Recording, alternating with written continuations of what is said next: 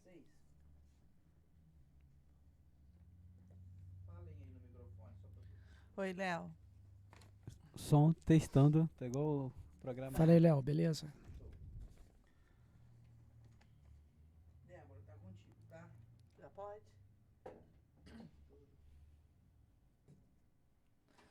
Olá, pessoal, tudo bem? Estamos começando hoje o nosso primeiro podcast, o Débora Cast. Nosso intuito aqui vai ser levar para você muita informação, muito conhecimento através da educação. A nossa principal intenção aqui é estar levando para você a transformação através da educação. Vamos estar trazendo vários assuntos, várias curiosidades, vários conhecimentos e vamos estar aqui debatendo muitos assuntos interessantes para você, tá? E hoje nós escolhemos um assunto muito profundo. E escolhemos também 2 convidados muito legais para estar aqui hoje, para estar debatendo sobre esse tema de bastante interesse e conhecimento, que é o período interbíblico, o intertestamentário, tá?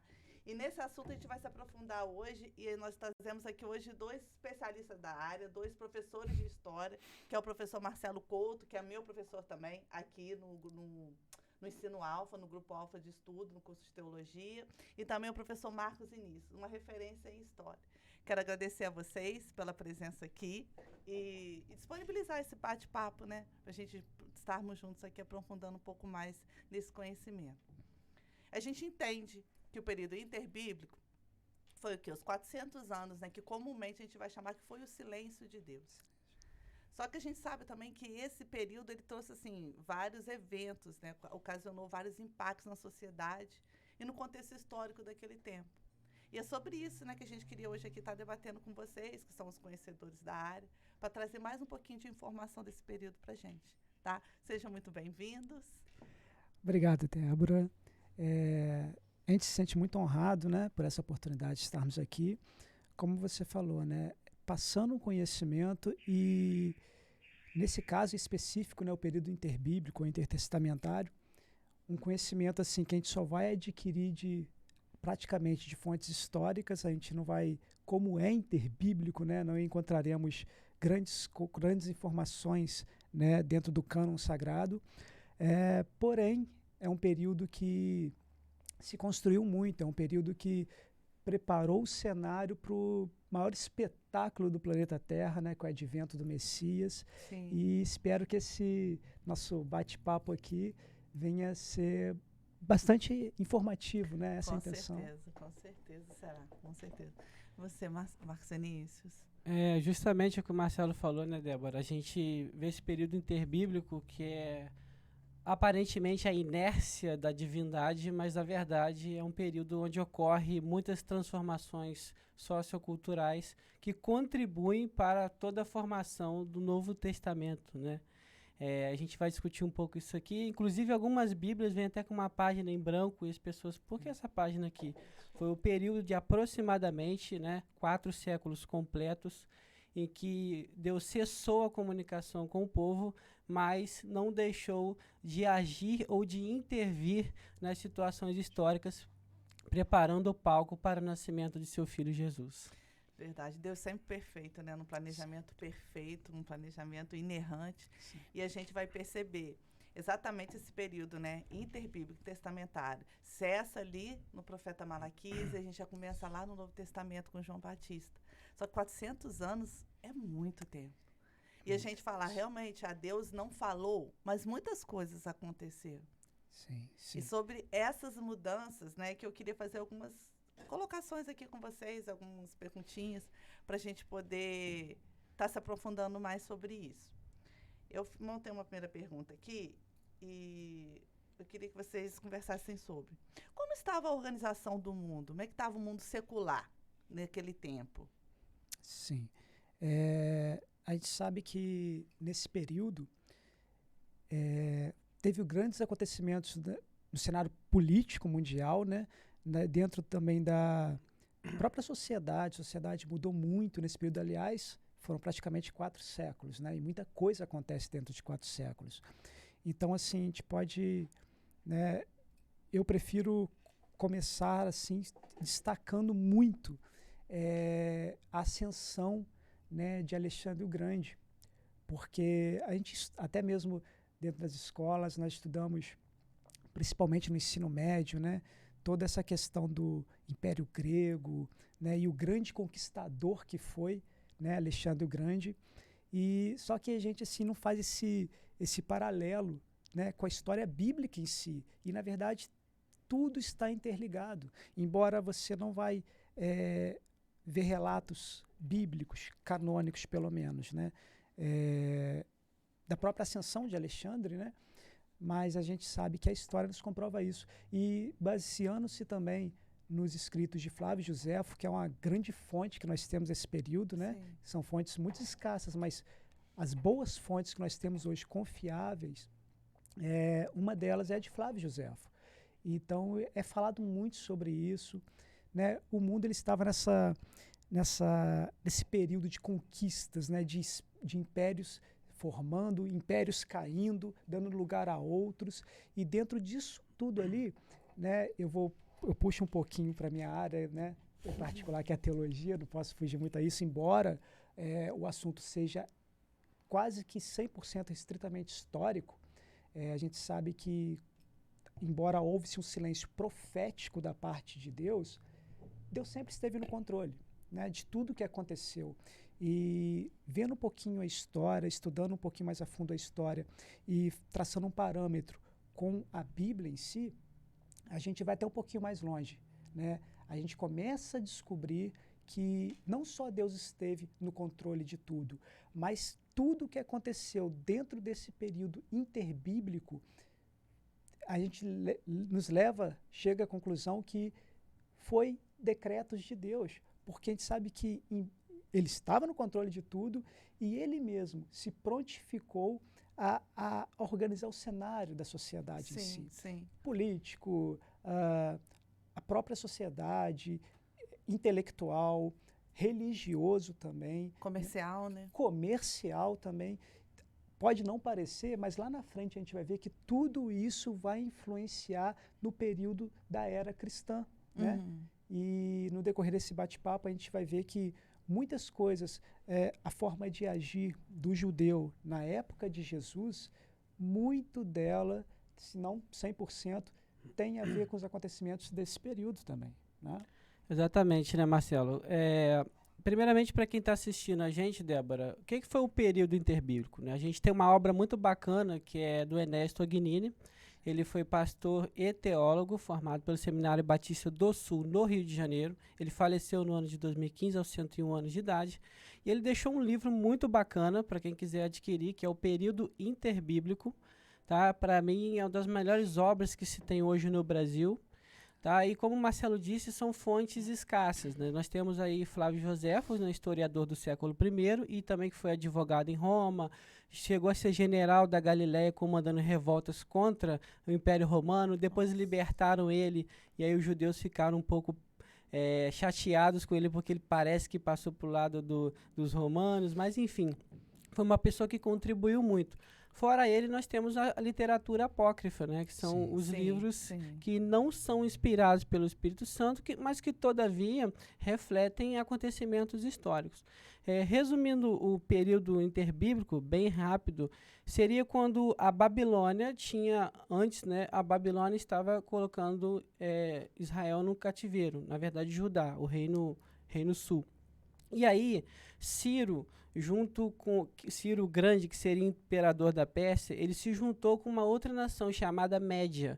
A Média eram grupamentos de pessoas que viviam em tribos e que criavam cavalos, bois, e eles se juntaram e se rebelaram contra a Babilônia. Veja bem, a Babilônia era a maior potência político-militar da época. Então eles se rebelaram e ele destronou o último rei da Babilônia, que foi Nabonido, no ano 539 a.C. Depois que ele faz isso, ele conquista a Mesopotâmia, Síria e Canaã, onde estavam ali os judeus também, onde é a Terra Santa, né? Não, onde fica, é a mesma coisa que onde fica Jerusalém. Então ele faz essa conquista militar, ele começa o processo de expansão territorial da Pérsia, e aí após isso, né, surge no cenário Alexandre o Grande, um dos maiores estrategistas militares da história, com um excelente brilhantismo tático. E é interessante que Alexandre o Grande ele é doutrinado, né, pelo filósofo Aristóteles, que é uma espécie de pedagogo, que aliás é a sua profissão. Sim, Então, a função do pedagogo é instruir a criança, geralmente filhos de reis, imperadores, até que ele atinja uma maturidade nas questões políticas, jurídicas, militares, religiosas. Nível Ele- cognitivo, né? Exatamente. E ele, inclusive, ensinou Alexandre que ele era um ser divino, né? Isso. Na mitologia grega, a gente tem Hércules, que era filho de Zeus, e, se não me falha a memória, Alquimena. Então, ele tinha uma certa força divina. E Aristóteles passou essa informação para Alexandre o Grande e ele falou, poxa, ninguém vai me derrotar. Eu vou conquistar tudo. E, de fato, ele sai conquistando tudo com o seu exército, né? Ele é da Macedônia e ele começa submetendo as cidades da Grécia ao domínio militar. Depois ele expande isso e vai conquistando até ele derrotar a Pérsia também. Depois de Alexandre o Grande morre aos 32 anos de idade, alguns historiadores dizem 33, e o seu governo ele é dividido com 4 generais, Seleuco, Cassandro, Lisímaco e Ptolomeu. A gente vai falar mais da dinastia Seleucida, que são aonde vai pegar a parte lá que eles conquistam a Canaã ali e a parte da Síria. Então, depois disso, né, dessa dinastia Seleucida, vem a revolta dos Macabeus, aí a família dos Macabeus governa, a dinastia Asmoneana governa também, e por causa de revoltas internas, Roma vem com o general Quineu Pompeu, né, e 63 a.C. e conquista Jerusalém, e aí os judeus voltam para a dominação estrangeira. Então, resumidamente, o período interbíblico seria dessa maneira. Gente, história é tudo, né? Eu amo. Contexto, porque a gente vai ter, né, o entendimento dentro da palavra da Bíblia, que é o nosso livro de referência aqui, mas quando a gente pega e ouve vocês, né, com tanta dominância, né, com tanta autoridade no assunto, está colocando para a gente esses pontos, a gente começa a fazer vários links na nossa mente que vão fazendo a gente entender muitas coisas que a gente lê ali, dentro da palavra, né? Dentro ali do livro, até mesmo do profeta Malaquias. Mas é muito enriquecedor todas essas contribuições do contexto histórico, sabe? Porque a gente vai ver o plano perfeito de Deus. Porque mesmo que naquele momento a gente vai entender que 400 anos Deus não usou um profeta, ele estava fazendo uma obra magnífica, ele estava usando pessoas, ele estava expandindo a mente, ele estava expandindo o intelecto, ele estava expandindo o cognitivo para um novo momento que seria com Jesus. Exatamente. Quando a gente começa a perceber o investimento de Deus nessa área, no intelecto das pessoas, a gente começa a entender quem poderia ser Jesus, o mestre, para nos ensinar, porque veio para nos ensinar tudo e todas as coisas. Então, assim, Jesus, quando eu acredito, né, que já lá no Novo Testamento, quando começa, né, o ministério de Jesus, o mundo, as pessoas já eram vistas de outra maneira.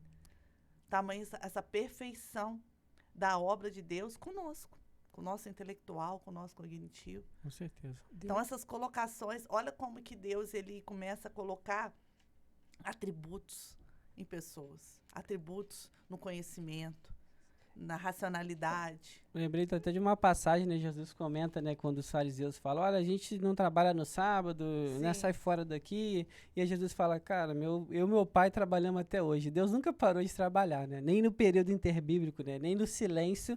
Ou seja, já vê aqueles louvores, né? E a gente costuma ouvir igreja que Deus trabalha no silêncio. E de fato trabalha, né? Então, quando, né, eu tive o prazer de fazer essa disciplina com o meu professor aqui, o professor Marcelo, isso me chamou muita atenção. Todo o material que ele nos deu, né, para a gente estudar, para a gente pontuar, mas me chamou muita atenção sobre essa questão. Falei, quando Deus está no silêncio, não quer dizer que ele não está trabalhando. E Deus, ele, desde o princípio, né, da humanidade, a gente vê desde Gênesis isso, Deus sempre se preocupou muito com a didática para o homem entender, né? Amém. Porque fazer o homem entender algo que é eterno é algo que foge ao nosso conhecimento, né, a nossa compreensão humana. Sim. Porém, sempre foi uma preocupação da parte divina passar para a humanidade de uma forma que a humanidade viesse a entender os planos dele. Então a gente vê o Antigo Testamento todo trabalhando com simbologias, né? E todas essas simbologias, né, elas vão apontar realmente para aquilo que haveria de acontecer, para aquilo que Deus estava preparando a humanidade, né? A gente vê desde Gênesis, né, o que a teologia vai chamar de proto-evangelho, Gênesis 3,15, a primeira menção da redenção da humanidade. Então, através de símbolos, né, Deus vai mostrando, vai revelando o seu plano para a humanidade, na medida em que a humanidade tem a capacidade de entender. Então, dentro do período intertestamentário ou interbíblico, Deus também foi trabalhando, não de forma profética, mas com os acontecimentos de cada época, Deus vai preparando a mente humana para a aceitação daquilo que havia de acontecer. Exatamente. Deus é perfeito em tudo que faz. Exatamente. E foi exatamente isso que me encantou. Foi exatamente esse o motivo, sabe, que o qual a gente sentou, né, com a equipe, falou assim, não, vamos gravar o primeiro Débora Cast e vamos falar sobre o período interbíblico. Exatamente, sabe, como que Deus vem aperfeiçoando e capacitando a nossa mente para os planos dele.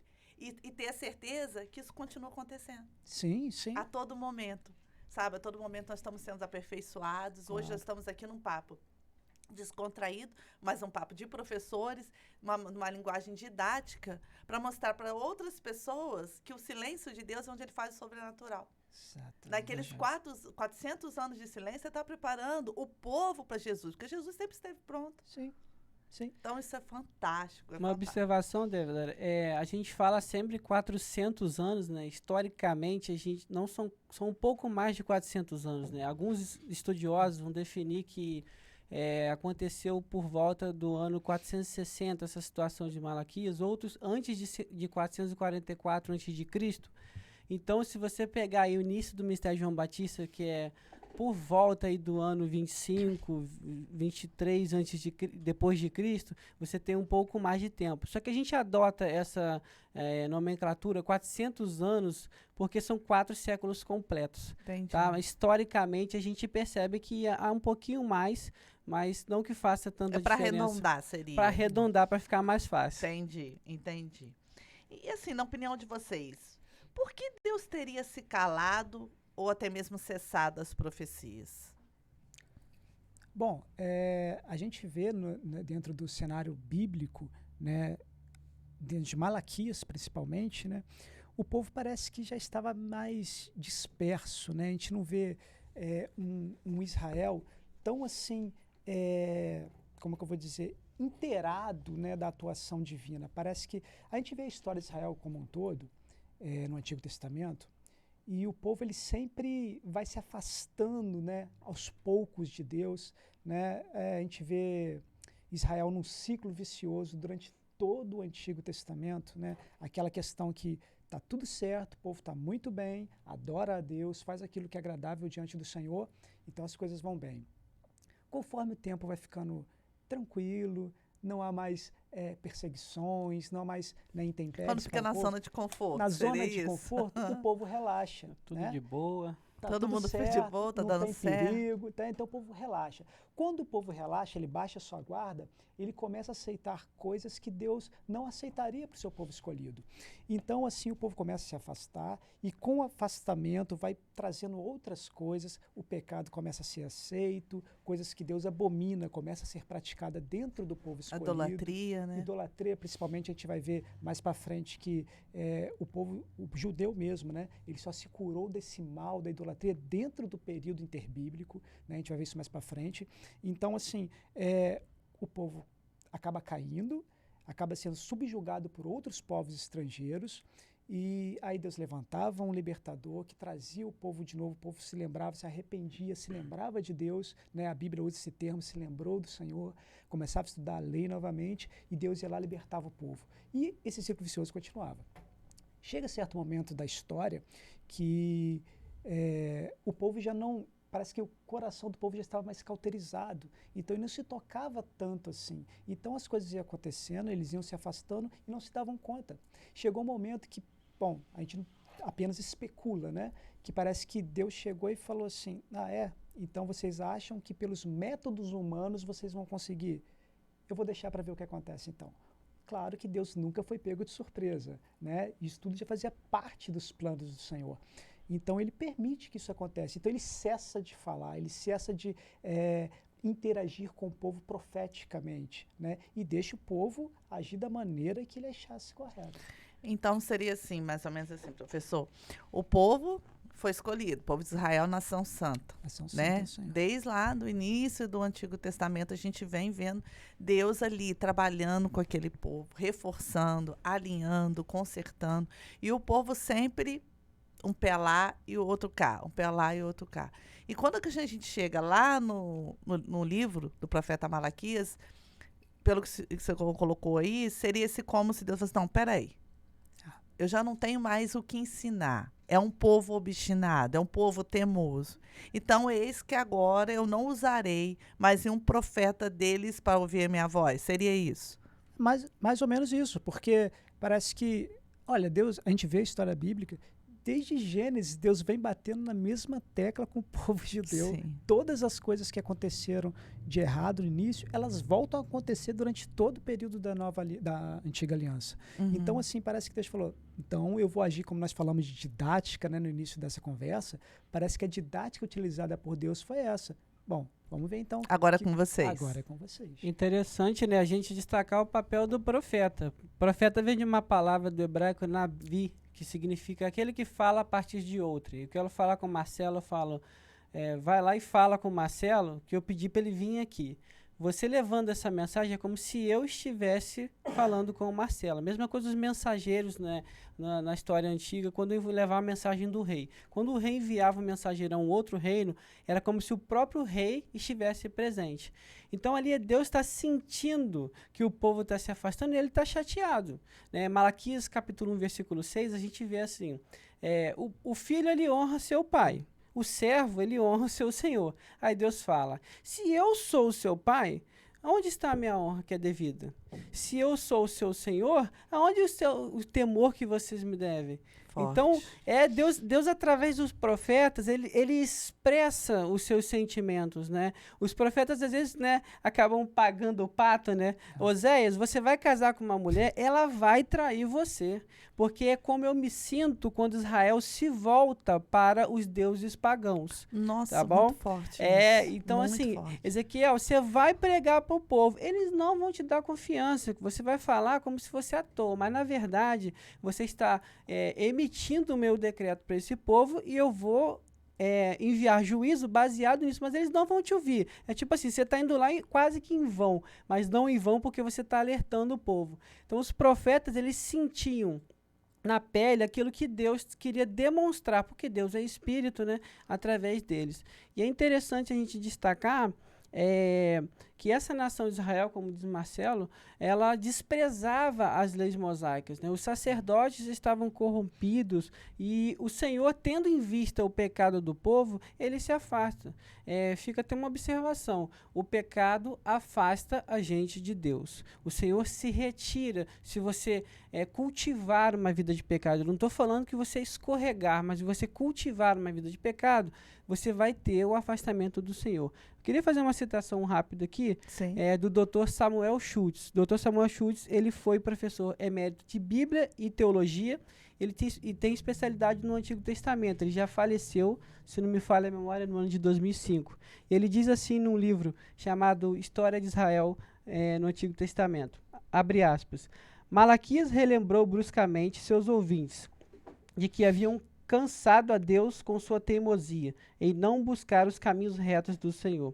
As acusações feitas contra eles foram bruxaria, adultério, falsos juramentos, negação dos dízimos, injustiça social contra assalariados, viúvas, órfãos e estrangeiros. Então, dessa maneira, nós vemos que Malaquias ele fez sim uma exortação com a sua própria geração. Mas também ele disse, né, Deus disse através dele que um Elias viria. Antes dele enviar a ira dele para o povo, esse Elias, que mais tarde foi identificado como João Batista. Né, que aí já vem o ministério de João Batista que anuncia, né, ele faz o prenúncio, né, do ministério do Messias. Então o povo estava plenamente enraizado na corrupção, na perversidade, no pecado. E como Marcelo disse, Deus falou, vocês querem agir assim? Então vou deixar vocês agirem. Vamos ver no que dá.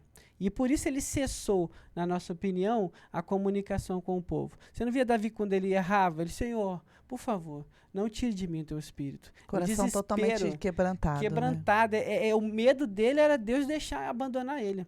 Né? Jesus, quando é abandonado na cruz, porque o pecado do mundo, Jesus não pecou, tá, para deixar bem claro, mas quando o pecado do mundo estava sobre Jesus, porque ele pagou por esses pecados, ele fala, Eloi, Eloi, lama sabachthani. Deus meu, por que me desamparaste? O pecado afastou Deus de Jesus ali. Fala, não, você vai morrer sozinho.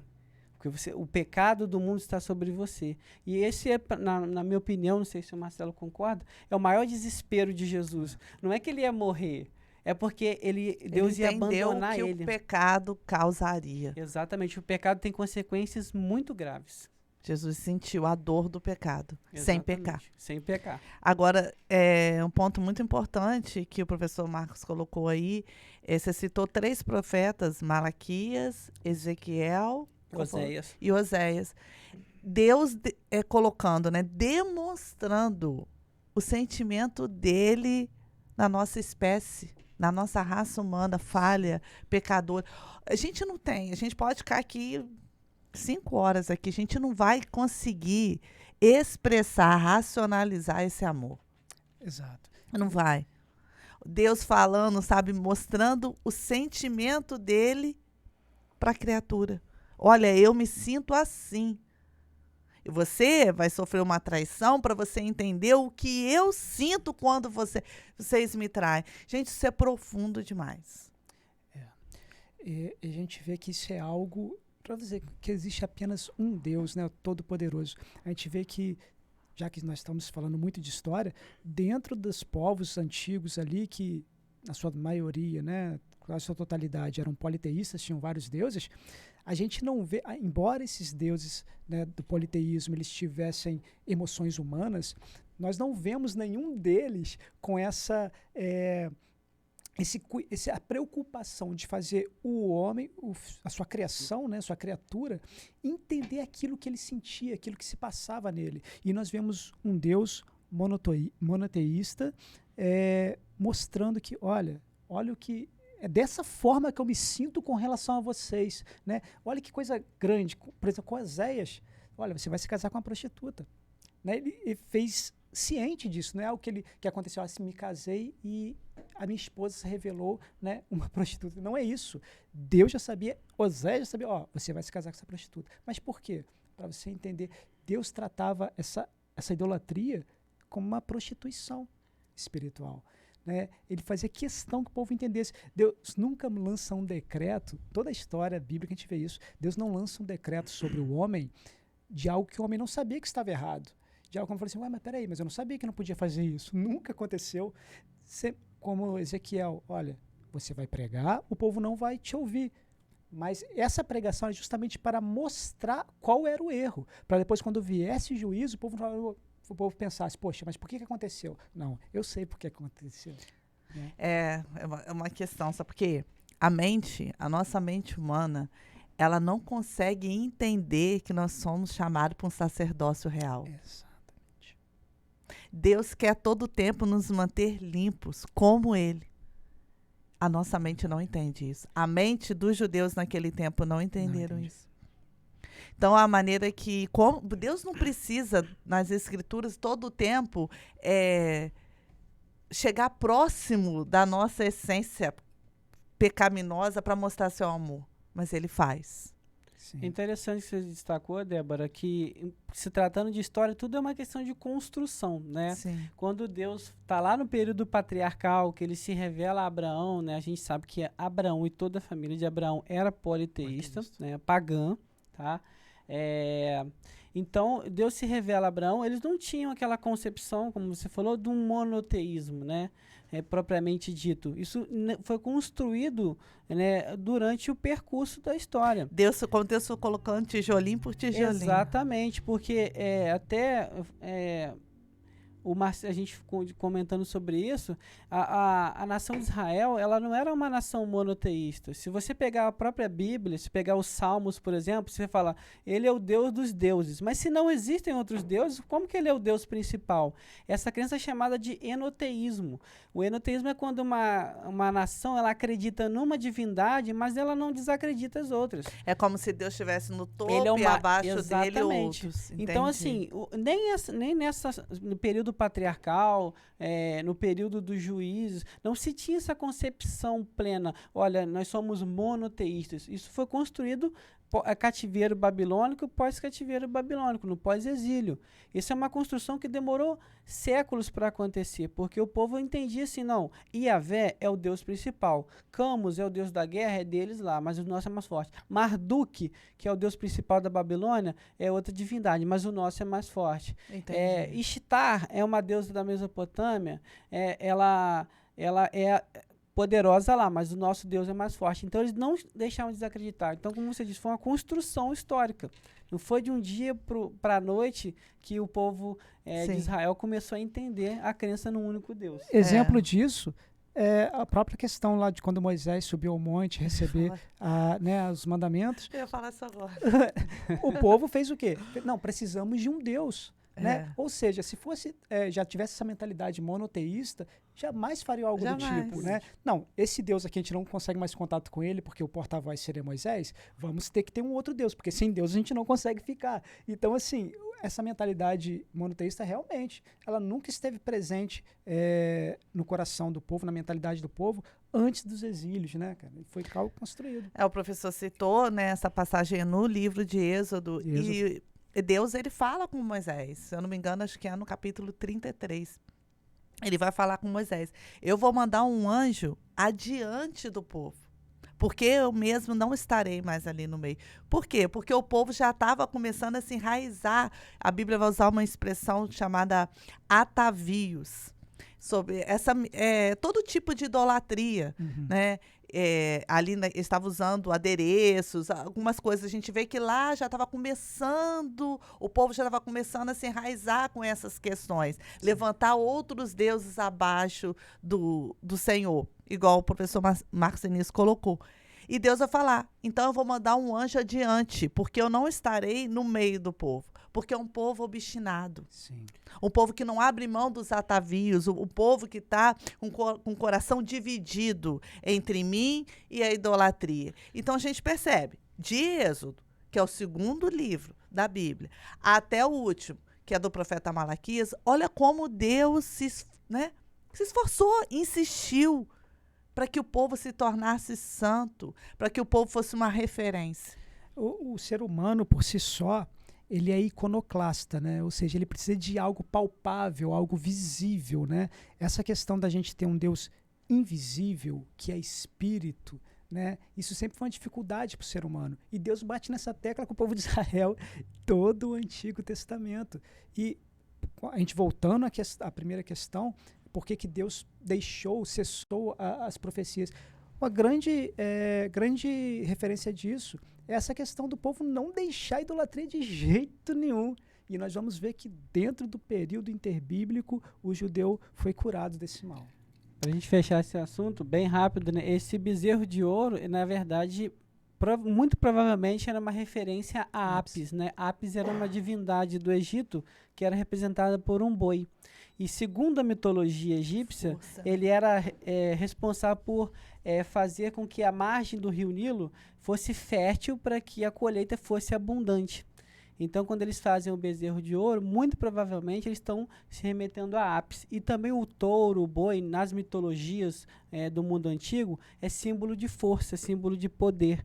E eles tentaram também fazer uma representação, na opinião de alguns teólogos, de Deus naquele touro. Só que como Deus iria se manifestar um pouco depois, o Senhor não é representado por imagens. Né? Então, ele não façam imagem de escultura de mim, porque eles já sabiam, como o Marcelo falou, dessa tendência do povo que estava contaminado, né, com a cultura do Egito. Né? Não vou falar contaminado, historicamente estava absorvendo era a cultura bagagem, do Egito, eles trouxeram a bagagem do Egito, Sim, né, sim. dos 400 anos de escravidão.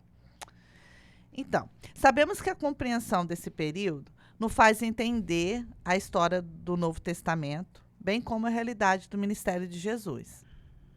Os eventos desse período tiveram grandes impactos no trato cultural e religioso dos judeus.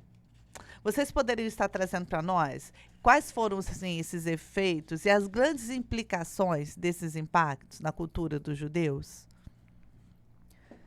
Nós vemos, é muita coisa. A gente pode destacar vamos algumas. destacar os mais importantes. Uhum. Assim. A gente vê que dentro desse período foi onde se estabeleceu mesmo a questão das sinagogas, né? Que até então o povo só adoraria somente no templo, mas ele acabou sendo obrigado, né? Desde quando se cessou os sacrifícios também, o povo precisava cultuar, porque a forma de culto, né, era sacrificial, era através de sacrifícios. Nós vemos isso dentro do Pentateuco, iniciando, né, no Pentateuco, mas em determinado momento, dentro desse período, foi obrigado a cessar isso tudo, né? Por motivo de forças maiores, vamos dizer assim. Mas o povo precisava cultuar. Então, as sinagogas foram instituídas, né, oficializadas, vamos dizer assim, dentro desse período. Né? É uma grande coisa que aconteceu também com o povo. A gente pode destacar também...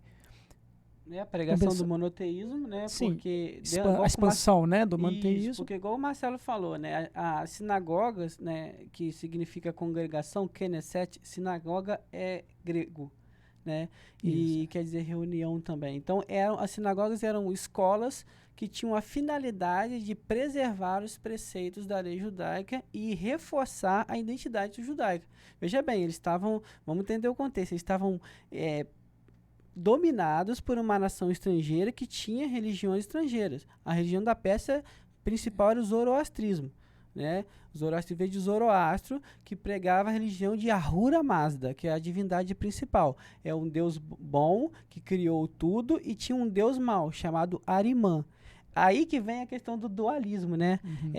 Já viu aquelas imagens, né, de internet, Deus fazendo queda de braço com o diabo? Isso não existe, né? Deus é soberano, Deus controla todas as coisas e a força dele é incomparável. Não são duas divindades. Só um ponto, professor, para a gente entender. Então, essa visão dualista do bem e do mal é desse tempo? É zoroastrismo puro. Contaminou muito a visão, a teologia do cristianismo, infelizmente. Então, essa visão de que Deus bate de frente com o diabo, biblicamente, ela não existe. Não existe. Deus é soberano, Deus é onipotente, coisa que o diabo nunca é e nunca será. Deus não precisa bater de frente com ninguém. Claro que não. Então, esse dualismo que influenciou o povo durante a conquista persa, também influenciou o cristianismo ao longo da história. Então, assim, a pregação do monoteísmo, com a dispersão, com o exílio, que é a expatriação, ou seja, o rompimento com a pátria, com a terra natal, e a dispersão, que aí vem do grego diáspora, do povo, começou o povo a ir para lugares muito distantes. Muitos judeus, mesmo após o decreto de Ciro, no ano 538 a.C., que foi o retorno dos judeus para Jerusalém, mesmo assim, alguns judeus já tinham construído famílias, né, e alguns assentamentos judaicos não retornaram para Jerusalém. Então, eles ficaram onde estavam, né, espalhados no mundo. Então, dessa forma, foi uma contribuição também, né, para a pregação da crença em uma única divindade. Outra coisa foi o grego koiné, né? Sim, sim. A linguagem, quer falar um pouco sobre né? ele? O grego koiné é o grego usual, né, vamos dizer assim, o grego que era falado pelas grandes massas. Seria, sim, uma linguagem mais comum, mais usada por todos, coloquial. Popular. Grego koiné, né? Grego koiné. E com essa expansão do grego koiné, isso facilitou muito até a expansão do evangelho, né? Exatamente. A Bíblia, quando ela foi traduzida dentro desse período, é importante falar isso, dentro desse período interbíblico, nós temos a Septuaginta, né? Sim. Que foi a tradução da Bíblia, do Antigo Testamento, pelo menos. Hebraico para o grego e o grego koiné. Né? Que aí, como se tivesse popularizado. Popularizado. Deu acesso a todos. Exatamente. Em termos de comparação, né, a gente pode comparar o grego koiné hoje com o inglês, né, que tem abrangência universal. É como se o grego koiné, na época, justamente por causa do helenismo, que é a imposição da cultura grega, Alexandre o Grande, ele começou a espalhar a linguagem grega. E esse grego koiné, ele é uma variação da língua. Na Grécia, a gente tinha o jônico, o ático, o dórico e o eólico. Né? E são variações, são dialetos. Já viu quando você fala que pipa, em outro lugar fala papagaio? A gente tem muito isso no Brasil. Aqui na região sudeste a gente fala leão. No centro-oeste eles falam leão. Fruta, né? A gente tem fruta aqui em cada lugar. Tem o nome de macaxeira. Já não é a fruta, né? Mas assim, a macaxeira é a mandioca. Mandioca. Eu lembrei agora, se não me engano, para a região do Nordeste chama de macaxeira. A gente chama de mandioca. aipim. Aipim. Então, aqui, essa linguagem mais culta do grego clássico, ela sofreu algumas variações até chegar no grego koiné, que é o grego popular, né? O grego de rua, que todo mundo falava. Os documentos oficiais, as escolas filosóficas, elas mantêm o grego clássico. Agora, o grego koiné passou a ficar na população. Então, essa língua foi necessária para utilizar-se para a produção dos evangelhos no futuro. Como falar que isso não foi um decreto de Deus? Como falar que não era Deus já agindo para que Com tudo que ia certeza, acontecer lá na porque frente? o filho dele estava vindo, a mensagem tinha que ser chegada a todos. Exatamente. E era A uma forma de todos. comunicação mais abrangente da época, era o grego koiné. Todo mundo sabia, todo mundo, né, em termos, né, a gente tinha muitos analfabetos também. É. Mas, assim, era uma linguagem muito fácil. Então, se as comunidades judaicas que estavam ali em Jerusalém e depois foram conquistadas pelos gregos, elas começaram a aprender a falar essa língua. Né? Foi uma língua muito fácil de se propagar e foi necessário para também pregar o evangelho. Dentro Fascinante. dessas questões também, houveram coisas que, claro, estavam nos planos de Deus para facilitar justamente essa expansão do evangelho do reino. Não sei se a gente pode voltar a falar mais à frente sobre isso, mas assim, só para a gente concluir essa questão, a gente vê que mesmo lá na frente, né, dentro do Império Romano, né, antes mesmo do advento do Messias, nós vemos, por exemplo, né, a gente pode falar sobre isso mais tarde, sobre a questão da Pax Romana, que facilitou a expansão do evangelho também, né? Essa Pax Romana que foi um período de, supostamente, né, uma falsa paz. uma falsa paz, que eles acreditavam ser uma paz universal, Porque né? eles estavam dominando tudo. Sim, Prosperidade né? econômica, Exatamente. segurança. Segurança né? principalmente, né? Porque eles tinham essa questão de terem liberdade, né, dentro das cidades do Império, de ir e vir sem o risco de serem assaltados. Poderio econômico, né? Poderio Ele dá econômico. uma falsa ilusão de que está Falsa tudo ilusão. bem. E lá na frente a gente pode até chegar a afirmar que quando Jesus mesmo, ele diz que, olha, eu vos dou a minha paz vos dou, e não a paz que o mundo dá. Ele poderia estar se referindo justamente a essa Pax Romana. Segurança, Essa prosperidade. você está se baseando nessa paz, de A segurança paz que o econômica, mundo dá. paz que o mundo, e qual é o mundo conhecido naquela época por eles? O mundo do Império Romano. Então, quando Jesus ele dá essa referência, olha, a minha paz não é essa paz sua é escassa, ela é ilusória, mas a minha paz ela é E perfeita. a paz acabou, né? Porque quando os bárbaros invadiram Roma, Cadê a no paz? século V depois de Cristo, eles acabaram com o Império Romano, pelo menos o Império Romano do Ocidente, né? Sim. É interessante destacar, para fechar a minha parte aqui dessa questão, a revolta dos Macabeus. A revolta dos Macabeus ela aconteceu em 164 a 134 a.C., quando a família de Matatias, né, e Judas recebeu o apelido de Macabeu. Por quê? Macabeu significa martelo, porque ele batia firme no exército dos Seleucidas. Então ele tinha várias vitórias militares e ele foi apelidado de Judas, o Macabeu.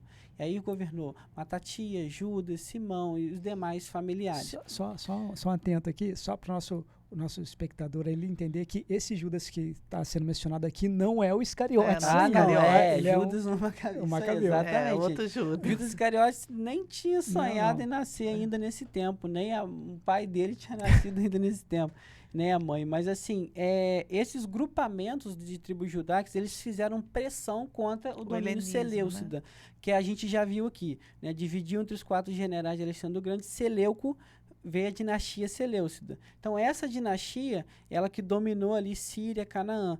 Essa dinastia começou a fazer pressão com o helenismo, e os judeus fizeram pressão com o contrário. E qual que é a importância disso para o Novo Testamento? O que tem a ver com isso? Pelo fato deles estarem há séculos, né, sendo dominados por nações estrangeiras, eles queriam um Messias, que era o rei ungido, que faria a libertação do povo. O que o Messias ia fazer? O que eles esperavam do cara que ia chegar e libertar eles? Olha, eu quero a emancipação do povo, que é a libertação. Eu quero a segurança, a unificação do país e a paz plena.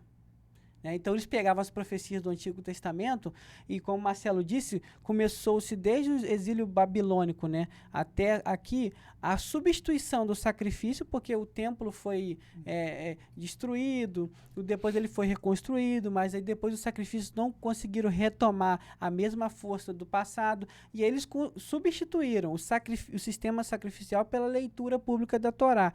Então, eles revisando ali, opa, a gente precisa de um Messias. Então, nesse período interbíblico, na revolta dos Macabeus, eles reforçaram, eles enfatizaram essa necessidade de um Messias, né, que estavam esperando ele vir, né? E veio, como a gente sabe, que é nosso Jesus Cristo. Olha, então a gente vai entender o quê? As pessoas ali naquele tempo, a sociedade naquele tempo ali, cada um esperava um Messias para a sua particularidade. Sim, para sua necessidade, né? Porque ninguém entendia o reino, o céu, E a salvação. E, na verdade, quando a gente... Eu bato muito nessa tecla, principalmente nas nossas aulas, eu falo quando é referente à aula, né? As pessoas, às vezes, nós temos uma visão de Judas, agora o Iscariotes mesmo, né? De Judas, o traidor, o Iscariotes. A gente tem uma visão de um cara totalmente louco, porque, poxa, ele viveu com Jesus, conviveu ali, como é que ele pôde, né, traí-lo? Só que a gente, entendendo o período interbíblico, e essa mentalidade da sociedade no momento, que esperava um libertador, que esperava um libertador político, né, alguém que fosse emancipar o povo, e Judas também esperava. Então, quando surgiu Jesus, né, alegando ser o Cristo, né, o Messias, o enviado, o Filho de Deus, Judas achou assim, poxa, é esse aí que vai libertar a gente dessa opressão romana, e Israel vai derrubar o império, Israel vai voltar a ser forte novamente, independente. Então, quando em determinado momento, ele como se decepcionasse com Jesus. Porque quando ele começou a entender a pregação de Jesus, que Jesus falava, olha, meu reino não é desse mundo, né? Ele falou, olha, peraí, não é desse mundo? Como assim? Eu tô esperando. E a libertação que eu estava esperando esse tempo todo? Estava aqui esperando e você veio falar de uma revolução. Ele queria ver sangue derramado mesmo. Você falando do céu. Do céu, não quero saber de céu, quero agora. Né? E Judas também, ele era do mesma ideologia política do próprio Barrabás, que foi solto ao invés de Jesus.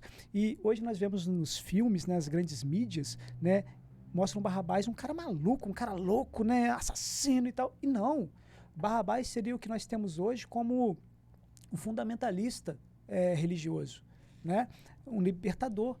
Porque Roma só prendia, só fazia prisioneiros que atentava contra a sociedade romana, que atentava contra o império. Né? E ele era justamente isso, vamos dizer, um terrorista. Né? Então, Judas tinha a mesma ideologia política. Então, Judas esperava realmente esse libertador. Quando ele viu que Jesus não era esse cara que ele esperava, ele falou, não, se decepcionou. Meu Deus. A gente faz um contraponto com a sociedade cristã hoje. Quantas pessoas que vem para o cristianismo e em determinado momento na sua caminhada acaba se decepcionando com Jesus. Por quê? Porque Jesus se decepcionou? Não. Porque ele criou algo... Não atendeu às necessidades pessoais. Exatamente. E a pessoa acaba se decepcionando e abandonando tudo. Por quê? Ah, não era isso. Não é esse Jesus, não é esse Messias que eu esperava. Mas eu acho que é porque a gente não entende o céu. Exatamente. Então, o que não você falou, né? Céu. Várias revoltas populares, isso é até assunto de um outro podcast, né? Dá para fazer um podcast só com isso. Com certeza, várias revoltas populares ocorreram no Império Romano, vários falsos messias, um outro tema também, falsos messias surgiram, Teudas, né? O Messias egípcio, que falaram que iam derrubar as muralhas de Jerusalém, iam abrir o rio, iam destituir o Império Romano. Então, e esses caras arregimentavam milhares de seguidores. Então, quando Jesus veio, só mais um, né? Numa concepção histórica e social, tá, gente? É só mais um, né? Ah, não, ele é filho de José, pô, conheço esse cara aí, ele passei aqui com a gente, conhece as irmãs. Jogar bolinha de gude comigo ali na Não, porque já haviam tido falsos messias, e o pessoal estava quando o pessoal ficava muito oprimido, o Império Romano era um império que agia pela força, né? Tem um ditado em latim que ele fala, se quer a paz, prepare-se para a guerra. Roma era inserida nisso, e ela trazia a Pax Romana por meio da violência e força militar. Então, eles cobravam impostos pesados do povo, o povo se revoltava e criavam bolsões de resistência ali. Né? Então, era comum revoltas populares no tempo de Jesus, o banditismo, né? E comum também falsos cristos que surgiam no tempo. Então, quando Jesus chegou, cara, só mais um, mais um revolucionário, entendeu? Então, existia essa concepção também, né? Que era presa ao contexto da época. Então, a gente tem que também entender isso. A gente pega a Bíblia hoje toda pronta, toda bonitinha. Não é possível que o cara não crê em Jesus. Mas será que se você tivesse lá, Será que você não, mas creria? diante da fala do professor, a gente pode se colocar atual. E se for o nosso contexto hoje? Você ia lá? Talvez não seria mais um. Você já foi Exato. enganado várias vezes. Talvez por não seria mais uma placa de igreja? Exatamente. Mais uma pessoa pregando? Como seria? A gente gosta muito de martelar, porque a gente tem a Bíblia toda certinha, prontinha, a gente vê a história toda, né? Mas ali eram reconstruções, não tinha a Bíblia que nós temos hoje catalogada dessa forma. Então, assim, não estou sendo advogado de Judas, não. Mas é só para entender que o contexto não era tão difícil a pessoa se revoltar dessa forma ou se decepcionar dessa forma. Se ela não entendeu realmente o evangelho, era muito fácil ela se decepcionar com Jesus. E sim, a gente não pode deixar de falar, né, do movimento do helenismo e Alexandre Grande. A gente tem que fazer um ressalto aí, porque...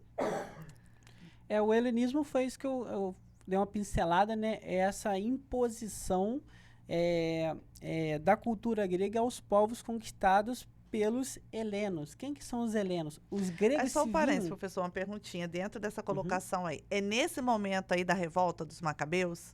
Não, esse momento aqui o helenismo, ele começa com Alexandre o Grande, antes da revolta dos macabeus. Alexandre o Grande morre, divide o reino dele em 4 generais, os Seleucidos dominam a região onde estão os judeus, e aí depois vai ter a revolta dos macabeus. Mas seria um movimento contra essa doutrina, né? Porque o helenismo, ele é essa imposição da cultura grega. Sim. Quando chega na dinastia de Antíoco Epifânio IV, que até é um simbolismo, né?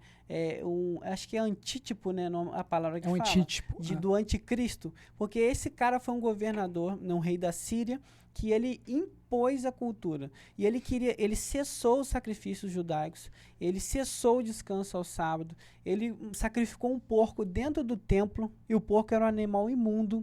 Antíoco Epifânio IV, ele mandou borrifar excrementos de porco e sangue em todo o templo, ele obrigou alguns judeus a comerem carne de porco.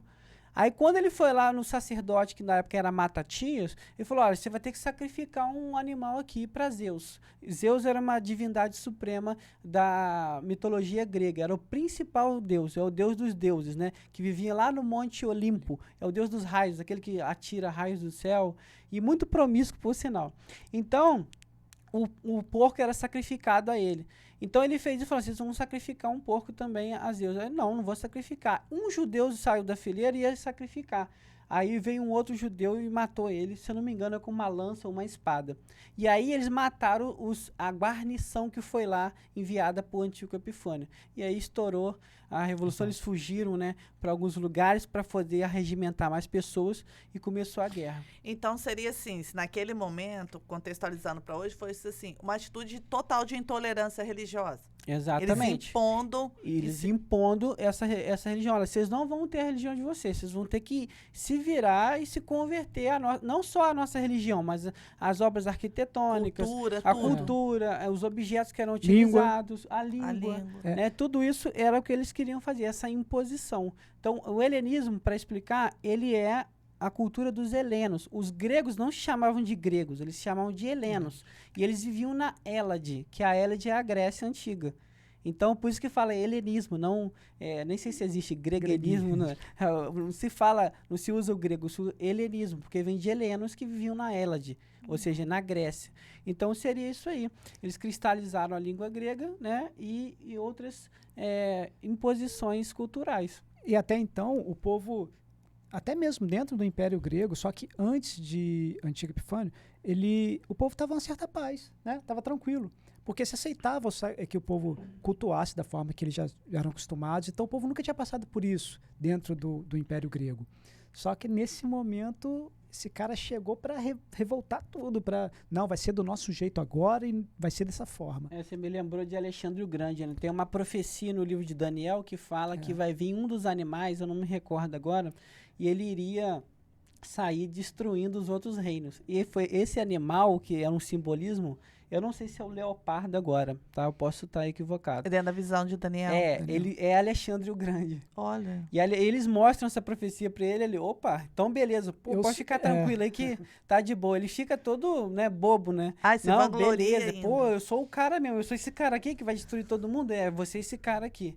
Então, como ele falou, aí depois que ele morre, divide o reino dele, a dinastia Seleucida. Antíoco Epifânio III, que foi o pai de Antíoco Epifânio IV, ele inclusive foi um bom rei. Ele, inclusive, segundo relatos de Flávio Joséfo, ele dá verbas para os judeus poderem comprar os animais e fazer o sacrifício. Só que, como a Marcelo falou, quando esse cara entra no reino, mano, não, eu vou impor, eu vou arrebentar todo mundo. Né? E aí começam as revoltas. É igual no nosso país, se você pressionar muito o povo, você vai acabar tendo revoltas. Esse dia eu postei, né, no meu status, né?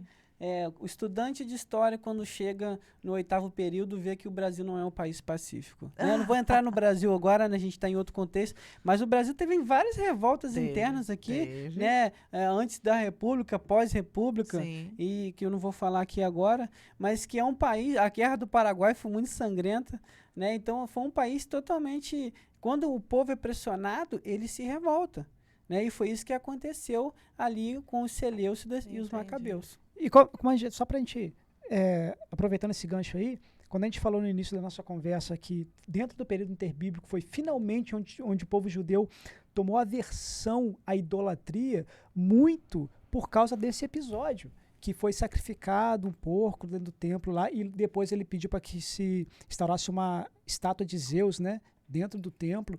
Então, nesse momento foi que o povo falou, não, tem horror a isso. Marcos, se eu não me engano, em Marcos, ele vai falar sobre o sacrifício, né, no local profano e tal, aquela profanação.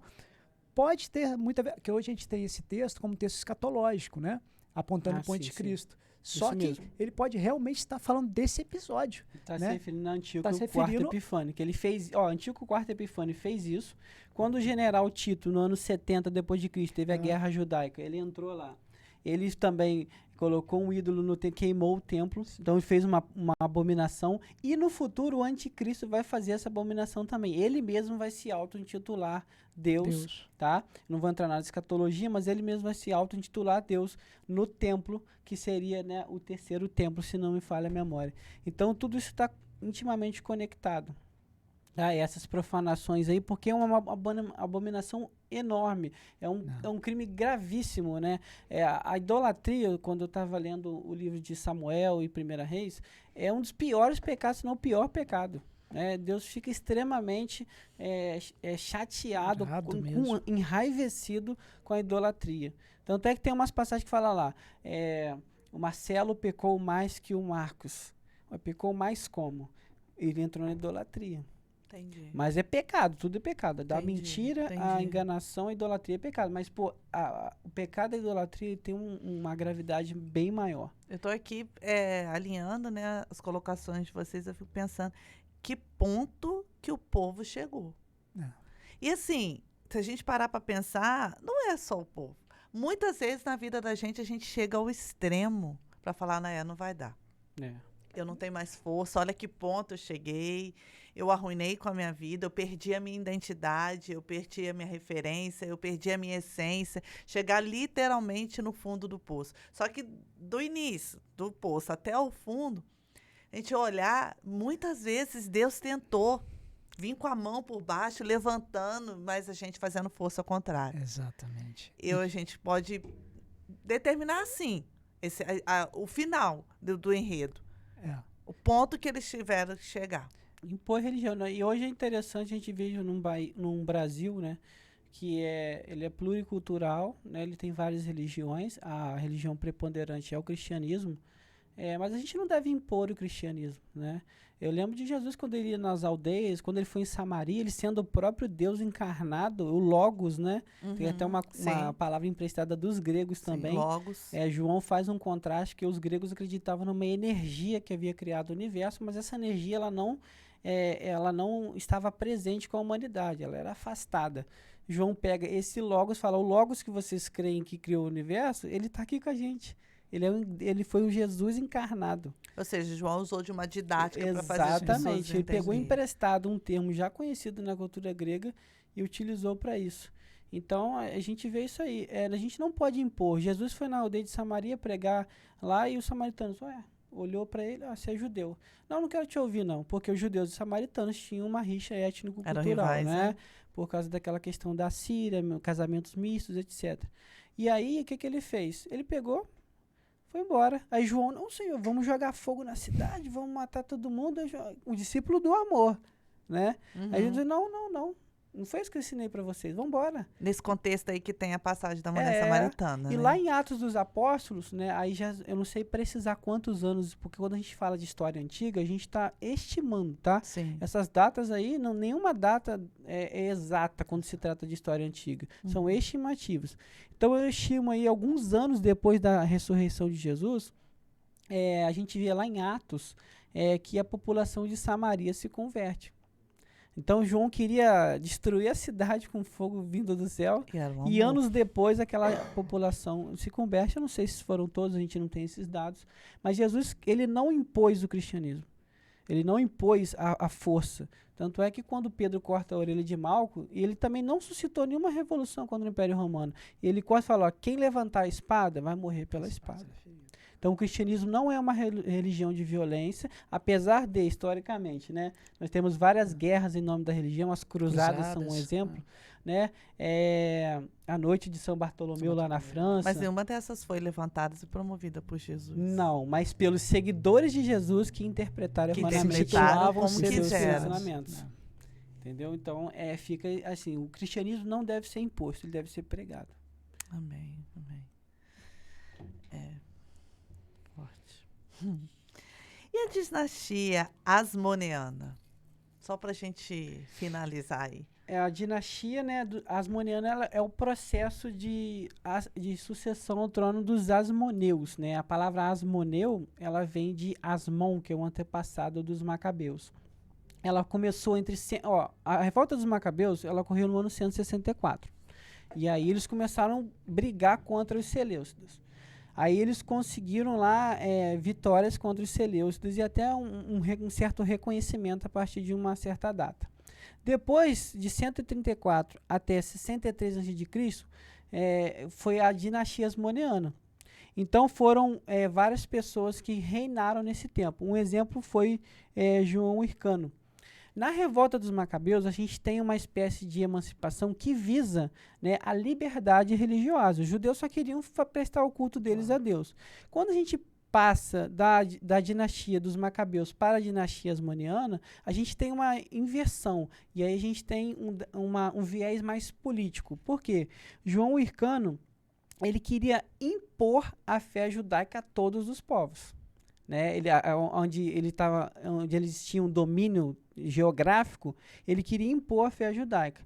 E aí se levanta nesse tempo os fariseus, né?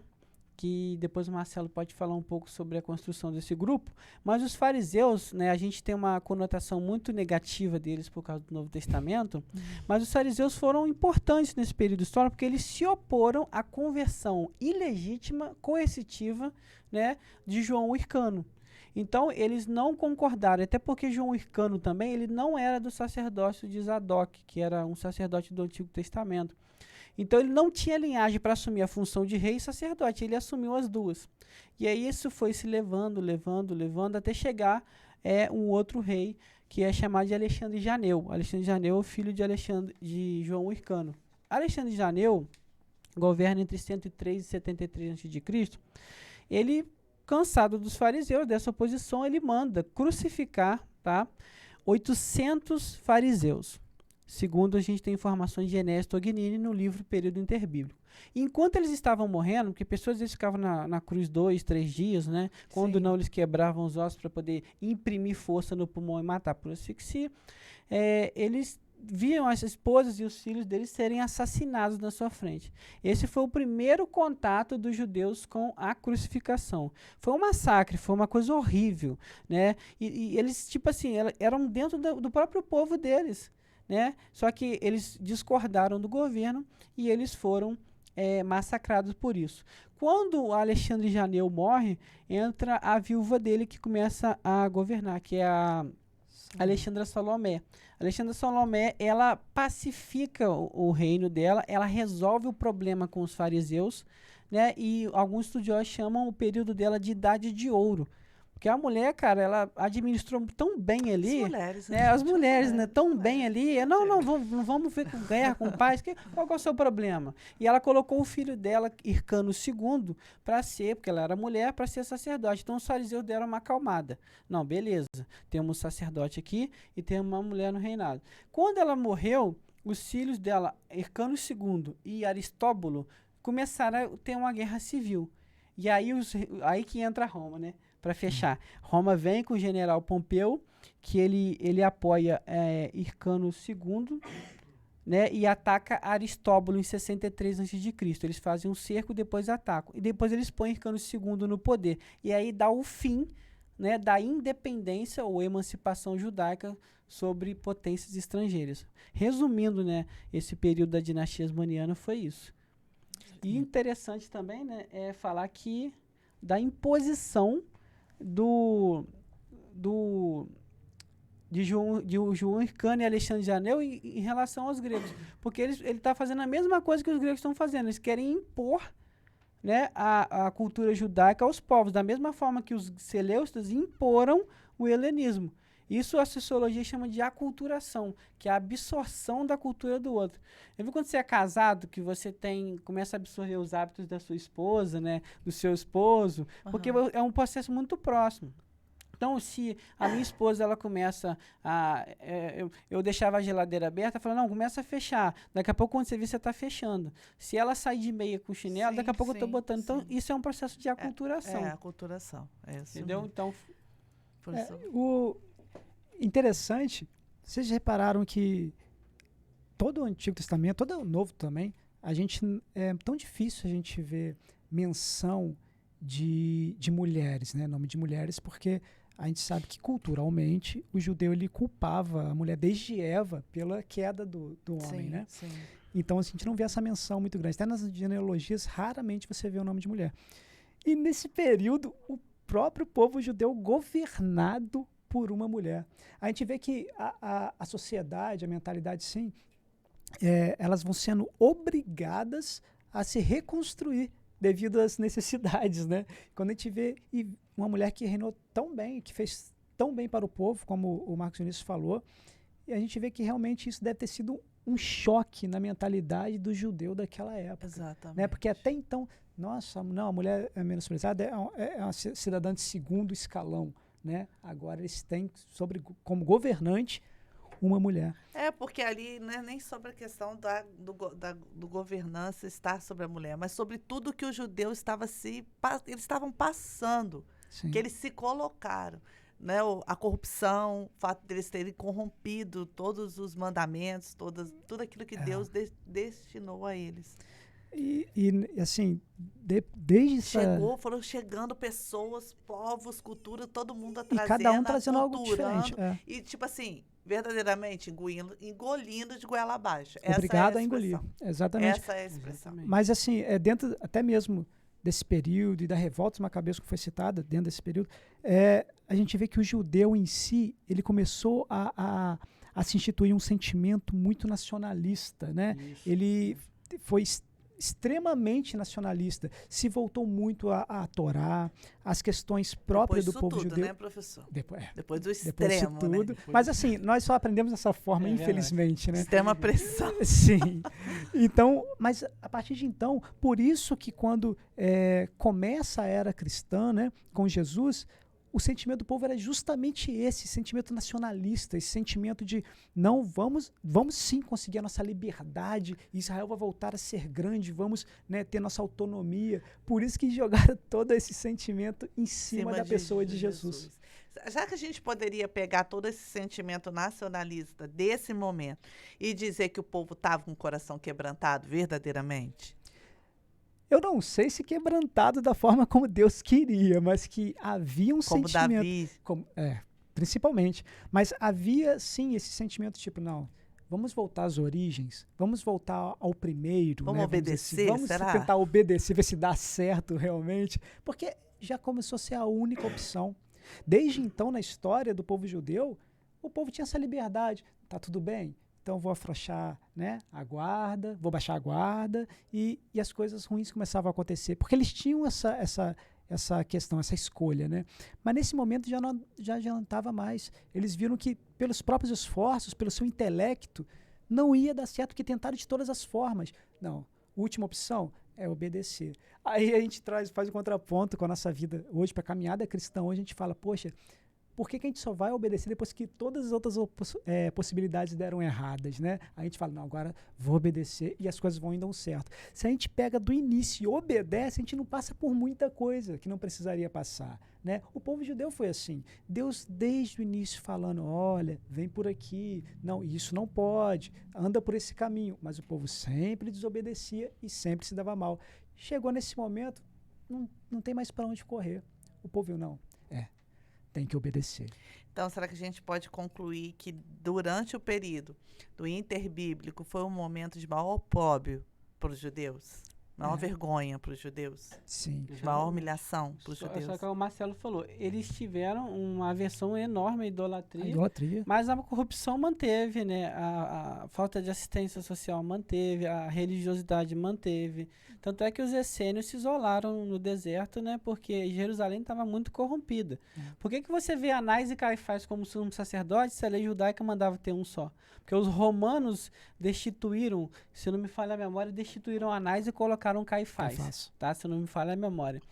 Mas não era possível ter 2 sumos sacerdotes.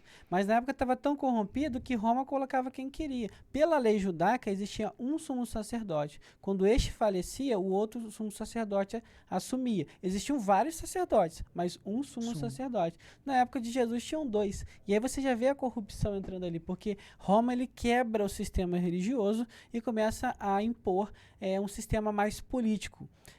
Lembrando que o Novo Testamento, né, na construção, né, o templo já estava construído, a reforma feita por Herodes o Grande, não existia mais a Arca da Aliança. A Arca da Aliança já havia se perdido. Provavelmente na deportação da Babilônia, né, que foi realizada, e, se não me engano, no ano 586 a.C., não se tem mais notícia nem na Bíblia de onde está a Arca da Aliança, que era a presença de Deus. Presença de Deus. Então, sim, o palco foi totalmente preparado para o nascimento de Jesus, mas o povo ainda estava disperso. Tanto é que eles esperavam, né, um outro Messias, a corrupção estava em massa na sociedade e Jesus veio trazer uma didática diferente. Então, professor, mas aí, será o que nós poderíamos pensar? Eles realmente se acertaram em termos ou muita coisa foi perdida, culturalmente falando? Então, eu acredito que em algum ponto eles se acertaram. Esse ponto da idolatria é fundamental, Sim. né? Você não vê mais essa questão de idolatria, não, que eu me lembre, né, no Novo Testamento, porque isso foi banido do povo. Eles tomaram nojo mesmo desse pecado, dessa prática. Agora, você vê uma sociedade que, gente, isso aí é contexto histórico, não tem jeito, que estava esperando uma libertação. Né? Quem quer ser oprimido? Ninguém. Alguns judeus acreditaram em Jesus, foram seus seguidores, né? E alguns não, porque não era a mentalidade deles na época. Mas Jesus fala, né, que aqueles que ouvem ele seriam suas ovelhas, e aqueles que não ouvem não são suas ovelhas. E quando ele ora, ele não ora pelo mundo inteiro, ele ora por aqueles que vão crer. Exato. Né? Então Jesus já sabia, nem todo mundo vai crer em mim, né? Mas eu vou orar por aqueles que vão crer, que são as minhas ovelhas. Então houve sim uma transformação no povo, porque o povo não queria ser mais oprimido. E Jesus passou a ser a referência, como eu disse aqui, né? Todo o cenário foi preparado para um Messias, né? Um rei ungido. E esse Messias que afirmou a sua segunda vinda, e muitos judeus também aguardavam, né, após o período interbíblico, a segunda vinda, como nós aguardamos hoje, né, do Cristo, que virá e aí sim restaurará todo mundo, trará paz plena e emitirá o juízo sobre as nações. E tem uma questão do judeu também, se não me falha a memória, que eles eram dois tipos de Messias, né, que eles Isso esperavam, aí. né? Isso é muito Os judeus eles relevante. esperam dois tipos de Messias, né? Eles falam que tem, se não me falha a memória, Machia ben José, José. que é o filho de José, e tem o Machia ben Davi, que é da linhagem de Davi. Eles falam que o Machia ben José iria morrer numa batalha, e o Machia ben Davi iria nascer e ia implantar a paz. Entendi. Só Então que houve essas vertentes, só né? que o José já era para ter vindo há muito tempo, né? Porque para o da linhagem de Davi assumir. Só que a gente sabe que o nosso já veio, que foi Jesus. E quando ele retornar, que para os judeus será o Machia ben Davi, o Messias filho de Davi, será o Messias, o nosso Messias, que estará retornando, né? Que eles chamam de parousia, que é o retorno, né? É um evento grandioso. A parousia é um termo emprestado também dos gregos, né? No Império Romano ali, que era quando se fazia uma preparação na cidade, nas ruas, na arquitetura, para que o governador fosse visitar ali. Tinham banquetes. Então, a parousia é um evento público, é um evento de grande expressão. Então, a parousia de Cristo é o momento final da história da humanidade, como nós acreditamos, né? Então, é importante. O judeu acredita dessa forma. A gente sabe que o filho de José já veio. A gente só está esperando ele voltar. Ele agora. voltar, com certeza.